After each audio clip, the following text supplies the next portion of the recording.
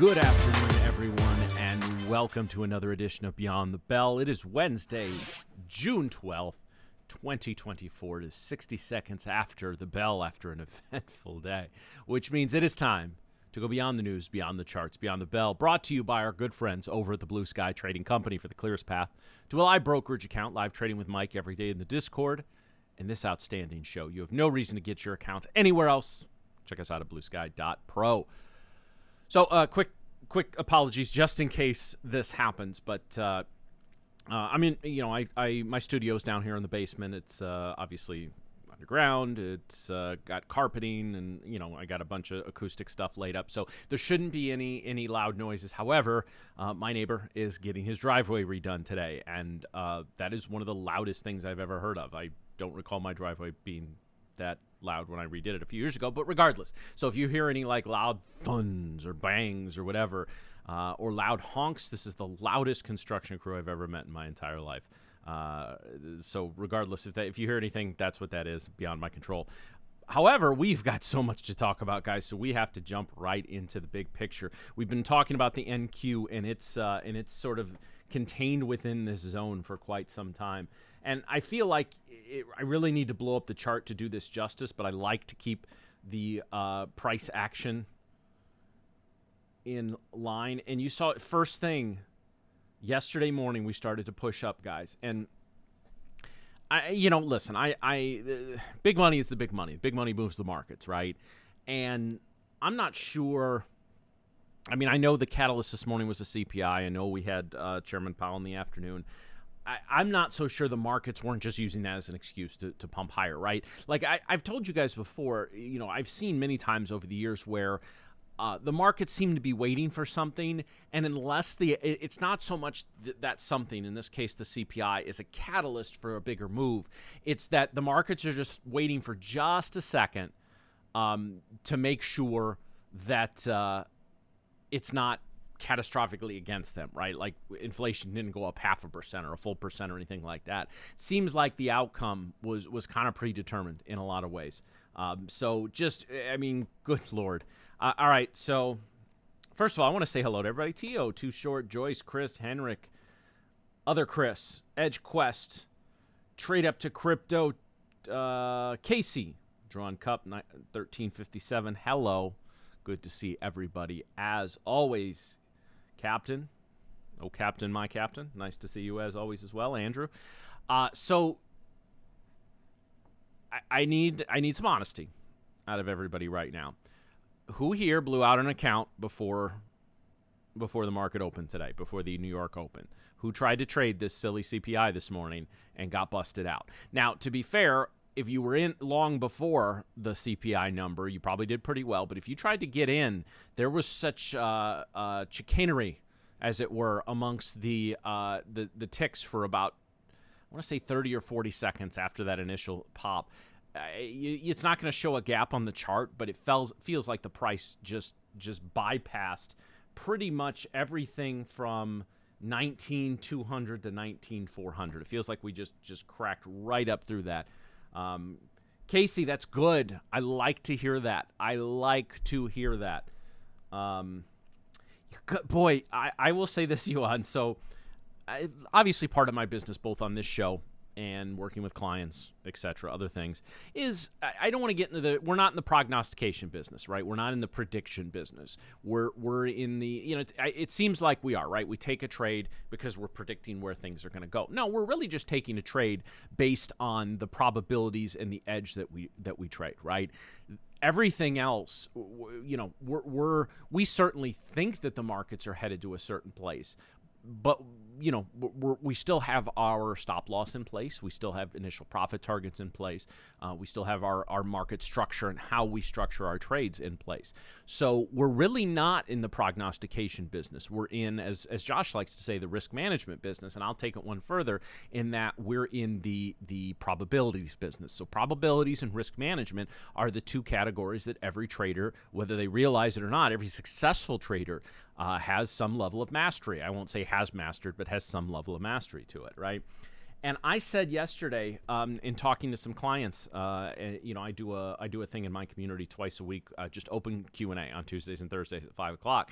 And I would, open it up. Everyone's and so we were talking about today and kind of what to expect. And I was saying what a lot, I really have to see something that I want to trade on days like this, because these days are the 20% days, right? 80% of days are a certain way, 20% of days are a certain way. So when we see days that are very tightly consolidated, that's a 20% day. When we see a day where the Dow pops 500 points, that's a 20% day, right? And I design strategies and I do the majority of my trades on the 80% days when the markets are moving a certain way, moving hopefully with conviction and with direction, but not nearly as violent and as crazy as they were today. So with that in mind, I said yesterday, I truly think we're going to hit 20K this summer, but I think it's probably going to be as we get closer to Labor Day. I think that'll be the starting point for the fall. Now, guys, who knows what's going to happen tomorrow? We retraced a little bit this afternoon in this final candle, although we retraced the retracement a little bit. But honestly, guys, 20K is on deck for June at this point. If we continue along this path. Now, that's a big number. I expect it's going to take us a couple of runs at it, right? Like, it's not going to be, candle here, we're at 20K, right? I expect it to be a little more of a move up, and then maybe we retrace down here, a little here, then a deeper retracement, and then we go for it. Something along those lines. I'm not saying that specifically, of course, because again, we're not in the prognostication business. But I will anticipate that we're gonna need to now establish a new area of support, right? We clearly established this zone right here, all right, with underneath support and overhead resistance. Okay, we pushed up. And now we've pushed up again. We've had a confirmation of the original move. Now I need to see where we're going to establish support. Do we come back in here to 19,300? Do we just build a little area of consolidation, a little area of structure and support here at 19,500 to use as a base to move up to 20,000? Hell, do we go to 20,000 tomorrow? Honestly, there's very little that would surprise me at this point. Now, we are kind of through major catalysts, right? So we got through the CPI. We had jobs last week. We're still a few weeks away from the next round of earnings season, kind of we're about a month away from kind of mid-July when some of the bigger companies will start reporting again, right? So now it's all about momentum. And can the market sustain this momentum? So that's going to be really interesting to watch for over the coming days. Buying has been crazy. Well, it's been unrelenting for the most part. Although, if we look at the 5-minute chart, guys, and we really smush this thing up, still great range. But after the move at the open, right? So we had the strong move at 8:30 Eastern, and then we had a pretty strong move. Basically, we opened at about 400. And we were up to 150 points over the course of the first hour. After that, though, other than a little bit of a power hour pop and retrace here, other than that, guys, not a whole lot of necessarily a lot of opportunities. Now, this is a pretty big range, 60, 70-point range, so I'm not saying there wasn't opportunities within there. But as you can see, the price action, there was some profit taking, I'm sure, in here, but not a ton, right? So the people that bought on the way up may still be sitting here. I don't know that anybody's brave to short up here, right? But are we entering a new market sort of paradigm? Are we going to do basically what we did from post-COVID, right? Post-COVID crash. Because really, we've been pretty steadily making new all-time highs this year, right? Obviously, we had a little bit of a correction here throughout the month of April. But basically, since we rolled over to May, other than a couple of days at the end of May, it's almost been straight up, guys, right? I mean, we haven't had a ton of areas of neutral consolidation on the chart. We haven't had a ton of areas of pullback, a few, but not a lot. And now here we are. We've basically, since the beginning of June, right? Here's our first official June candle. We've gone up close to 1,000 points because we almost got to, what was our high today? Our new high is now 19,558.75. So we were basically about 12 points away from a 1,000-point move in less than 2 weeks. That's pretty. And when you consider this whole area of consolidation in here where the markets really didn't do anything for, from a Wednesday to a following Tuesday, so almost a full week, Good Lord. I mean, just an explosive move upwards with really little to no pullback and little to no retracement. Now, we'll see what overnight brings. The opening hours tomorrow are going to be crucial. That 5 a.m. to 9 a.m. candle, and then especially the 9 a.m. to 1 p.m. candle are going to be very, very interesting to see what happens, right? Whew. All right, guys. So a lot going on. So I want to kind of get into the lesson of the day, and I want to talk just a little bit about how you trade a day like today. I will tell you this. In a lot of situations, you don't. Okay, that's not to say there's not. I'm not gonna lie to you. I scalped a little bit coming up first thing in the morning. Right, not that initial candle. I didn't trade. I stayed. I didn't make my trades until the 9:30 open, and grabbed a few hundred here, a few hundred there, but no trades that are really my core setups. Right. First of all, they really didn't set up after about a half hour to 45 minutes, and second of all, again, I'm going to be so hesitant to trade today because honestly, it would not have shocked me if we pushed up to 19.7 or 19.8. Would also not have shocked me if we pushed all the way back down to 19.2, right? Like on a day like today, all bets are off. When the technicals are just not in the driver's seat, right? The fundamentals always trump the technicals when there's major fundamentals going on. And the fundamentals really just kind of push the technicals out of the way temporarily, which is why I just said I would like to see an area of support or an area of consolidation develop over the coming days, so it gives us a little bit of a frame of reference as to where we are. So if you made money today, okay, if you traded at the CPI or you traded right at the open or you traded during FOMC and you made money, okay, good. Congratulations. Green is better than red, right? But I would really question how repeatable that is. If you were trading without a plan, maybe you just went long a minute before the CPI, that's not a trading plan. That's gambling. Okay, it's no different than going to Vegas, putting it all on red or black and spinning the wheel, right? Or taking a hit at 15, right?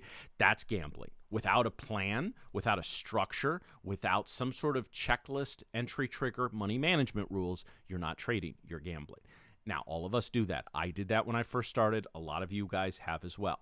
So, again, if you had a plan today, a plan like I just described and you made money today, man, I'm happy for you. I truly, truly am. And honest to goodness, if you made money today, even if you didn't follow a plan, I'm still happy for you. I'm just cautioning that that's going to be something that is going to be hard to replicate because, and especially this movement was very unusual in that we went straight up and we never really retraced that initial candle, right?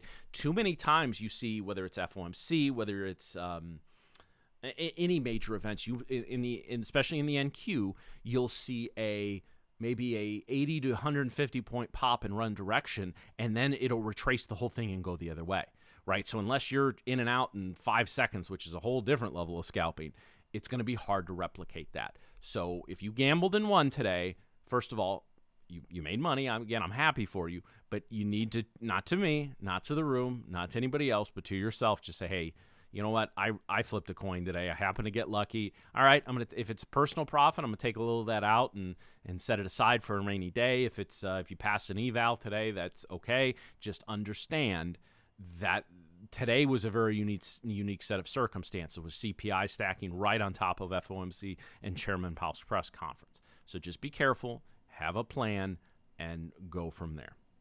All right, guys? So with that in mind, let us open the trader mailbag. And as always, if you have any questions for the mailbag, you are welcome to reach out to me, Trader Matt on Discord, and or email me, matt@tiresiastrading.com. There was a big bump there. Hopefully you guys didn't hear that or didn't bleed through. We'll pull up the ES real quick. Actually, let's look at gold and oil today. Gold, really nice decline off this action last Friday, and not really much action today, right? Gold didn't react nearly as strong. Oil back up. Glad I filled my car up. Oil hovering just under $80 a barrel. So interesting, we see this in both the ES and the NQ. We do have a little bit of a rounded top here, right? We do have a multi-wick rejection. So we're looking at this, again, something I call a multi-wick rejection, guys. This is either 2 or 3, depending on how you want to label it. We'll put it right down here at 54.40. So basically what has happened is on 3 separate occasions, maybe more, but this is the 4-hour chart, the price action has attempted to push up above 54.40, and at that point, either profit takers and or sellers have moved in and said, no, we're not going any higher right now. You can also see in the NQ, this was looking very similar in the right as I was prepping for the show, and we're popping up a little bit now. Be interested to see before we close this action out, do we make another run up at 600? That'd be a hell of a move to end the day before we lock down and clean everything out, right? AVGO earnings, I haven't seen anything there. All right, guys, any questions? This is the time to come up with your questions. And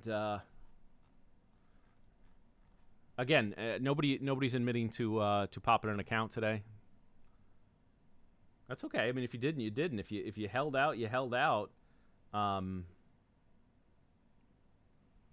Yeah, I mean, guys, honestly, I know it sounds counterproductive, right? But there are a lot of days I look to trade. Today was not one of them. I had a couple of small trades. You know, I paid for dinner out tonight, so I'm heading out with friends tonight. So dinner is definitely paid for tonight. I'm not worried about that. But again, this is, we don't have time to get my whole 80-20 speech. I've given that a couple times on this show. But the move just now made 1380 on the move just now. Okay, well, I mean, again, honestly, guys, if first of all, I'm happy you make money. Second of all, if you have a plan, a setup, a structure, a checklist, triggers, money management rules, etc., then boy, you've earned every dime. Just again, at some point, guys, and I'm not saying anybody here is doing it the right way or they're gambling. I'm not saying, hey, you person here, you're doing it this way. No, okay, and ultimately, it doesn't matter to me, right? It doesn't, whether you blow out an account or I'm rooting for you, but really, my life doesn't change if you guys gamble or if you guys make money legit. But at some point, and again, I know this because I had to do this. At some point, you got to look yourself in the mirror and say, okay, what I did today worked for me, but it was pretty dumb, and I should not do that again. I should count my blessings. I should move forward with a plan, with structure, and make sure I don't give all this money back. Because guys, if you gambled this, and you won, you're going to gamble it again. You're going to give it back. There's going to be people like me waiting to take your money. Okay, so that's the thing, guys. I talk about this on the show quite a bit. The danger in things like gamble trading, things like chasing, bag holding, all of that. If they never worked, you'd never do them, right? If every time you chased, you got just punched in the mouth, you would stop doing it very, very quickly, right? It would only take, well, I'm pretty stubborn, but it may only take you, 5, 10, 15 times of doing that. If you're 0 for 15 at some point, you're like, okay, yeah, this doesn't work. No, it works just enough to suck you in and to let you believe it's a viable trading strategy when in reality. So guys, hold on. I just want to, what does dinner money mean nowadays? Actually, we're going to a little meeting, my fiance and meeting a couple of her friends. We're going to a pretty cheap taco joint, so I don't think dinner will be, I probably made enough to cover everybody's check when we're in there tonight, but I'm not that generous. So yeah, no, dinner money, no, actually we don't, we eat out some, but it's interesting, guys. I didn't believe the old adage of, once you start to make pretty good money in your life, you get even more cheap with it. But there is some truth to that. I probably spend money a lot less recklessly now than I did when I was close to broke. But yeah, this is So I got a couple of minutes here, so I'll tell this story since I got time.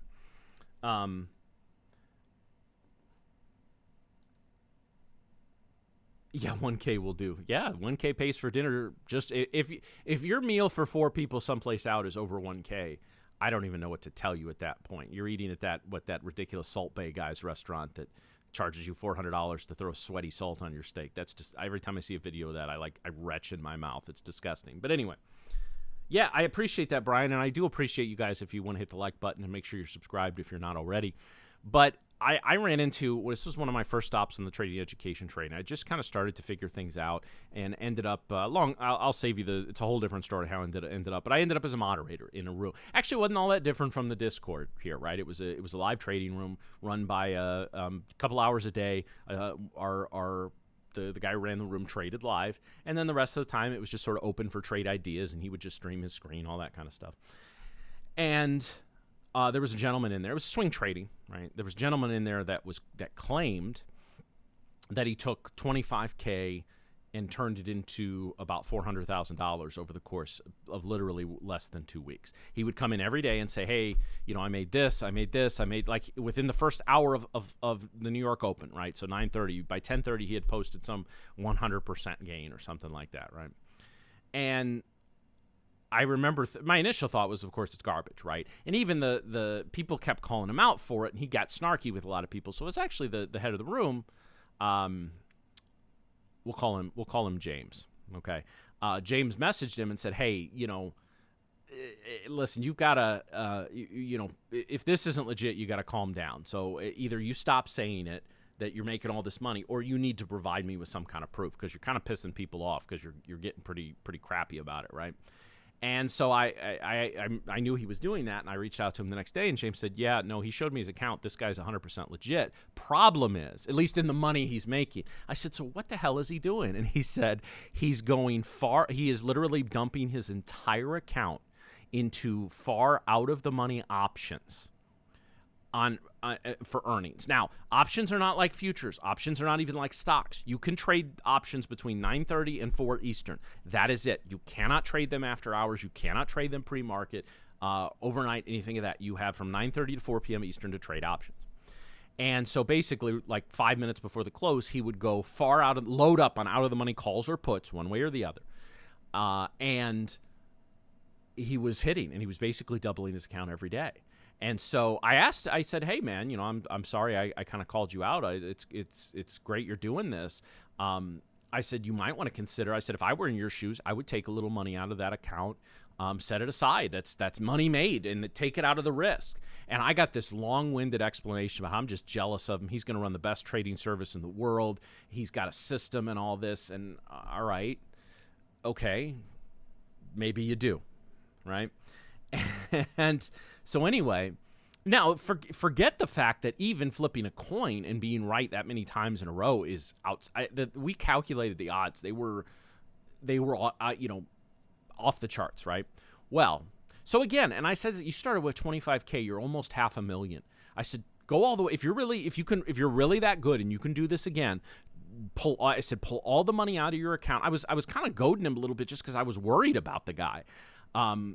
Take $400,000 out and go buy a freaking house, right? Go buy whatever, go do whatever, go put money away for your kids, all this kind of stuff, and go back to 50K and do it again. If you're that good at it, you can do it again, right?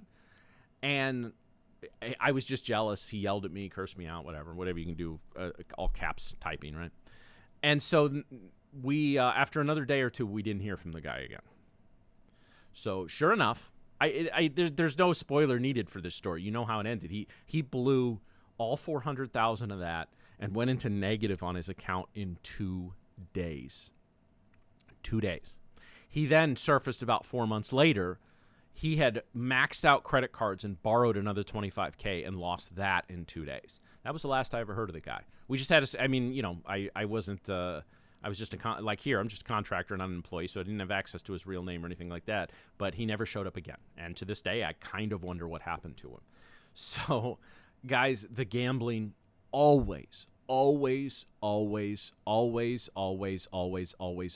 catches up with you, just by the statistics, right? Now, if you do some gambling, you may, say, honestly, if you had a live brokerage account, whether with Blue Sky or a personal today, and let's say you just happen to make $20K off this whole thing, honest to God, please don't take that $20K and do again what you did. Take that out, right? And go count it as a nice little scratch-off ticket win, set it aside. If that guy had done that, it still would have been life-changing, right? He could have taken almost $500,000 out of the market, taken it off the table, no risk on that, right? I actually just said, man, go put, if you don't want to spend that money, go put it in a fund or something. Just, it can grow for you. No, he didn't want to do any of that. He wanted to gamble with it because that dopamine hit he needed the dopamine hit again, right? And then the dopamine hit him. So it's honestly, guys, that's my story on gambling. Yeah, well, honestly, he needed to go. He needed to go to. I think I think Gamblers Anonymous is a thing. I know there's substance abuse groups. I don't. I'm assuming that that type of.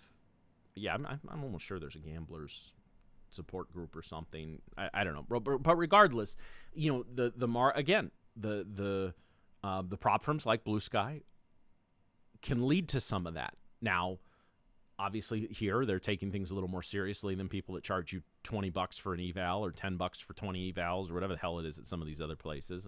I got on that rant yesterday. I'm not doing it today, but we all have that, a little bit of that, right? We all have a little gambler in us. The idea is to not let that take over and not listen to that voice. All right. Yeah. I honestly, I felt for the guy. I did. As big of a jerk as he was and as crappy as he talked to people in the room, I can only imagine sitting there. And I don't know if he was married. I don't know if he had kids. We didn't get into that personal. But I can only imagine basically in a couple of months going from up nearly $500,000 to probably, at least by my calculations, what he told one of the other moderators who caught him in a moment of weakness, being about $40,000 in debt between what he owed the brokerage, credit card debt, and some money that he borrowed. I can only imagine. Like that's, I honestly, I never use the term hate. Hate's a very, very strong word. It gets tossed around a little too much nowadays, but I didn't, as soon as I knew what he was doing, like a little bit of the jealousy, it all faded because the end was predetermined at that point. Right. And I just seen it enough over the years and even in my relative infancy in the trading education world. So, yeah, well, honestly, guys, and I want to be careful how I state this because I don't want anybody to feel like I'm attacking or anything like that. But guys, in general, I'm going to tell you this. This is the God's honest truth. In general, successful traders mostly have their shit together in areas outside of trading. That's not to say it's perfect. It's not. We all have blind spots. I have things I'm not very good at. I have things that that slip my mind or this or that. But in general, the people that come into trading and life is together, like they got stuff taken care of, right? Like they're the type of person that is accountable and reliable. Those people have a much higher success rate. So honestly, in some of the advice I will occasionally give people who are really struggling with trading, and if this is you, pick a couple of aspects of your life and really try to work on those as well. Okay, like actually one thing I'm working on right now is, I'm trying to eat a little healthier. I know that's like earth-shattering wisdom, right?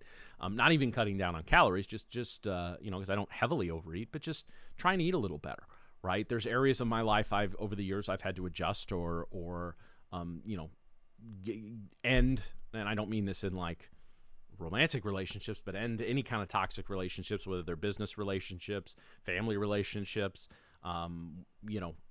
just friendships or anything like that. If you have chaos going outside your trading life, trading is not going to be a solace for you in that situation. It's only going to add to that chaos, and you're going to bring that chaos into trading. So if you're somebody who maybe has some solid trading setups, trading ideas, the psychology part is you're struggling with, and a lot of the other stuff doesn't seem to work, honestly, look outside your trading life. If there's chaos going on there, it's going to bleed its way into your trading as well.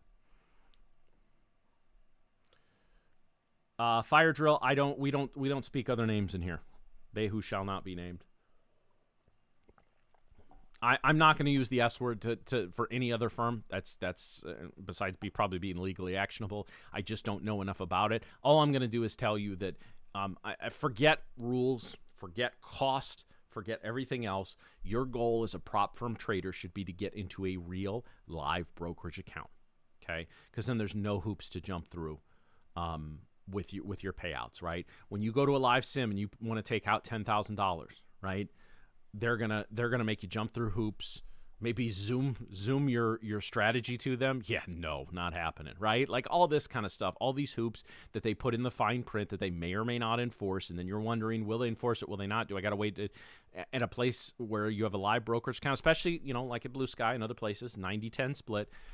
if you say to Blue Sky, I'd like to take out 10 grand, they're going to be like, that's great. All right, we're going to get a small cut of that. Yes. Yeah, we'll get that process right away. I think they tell you what, if you put it in before 11 o'clock, they can have it to you the next day, right? No hoops to jump through. No consistency in funded. Okay, I'm not going to say anyone is or isn't, that S word. I'm just going to say be very, very careful who you give your money to. You get what you pay for in this business, just like everything else. All right, guys. Trade naked, so joke's on them. That's definitely in the too much information field. All right, guys, we're a little past our time, so I want to thank you for the good questions. Thank you for watching another edition of Beyond the Bell. Tomorrow is Thursday. I don't know what that means. Could mean anything. And also, guys, don't forget the FOMC sale going on for Blue Sky right now. 50% off all their accounts. So have a great rest of your day, guys, and I will see you tomorrow for another edition of Beyond the Bell. Good night.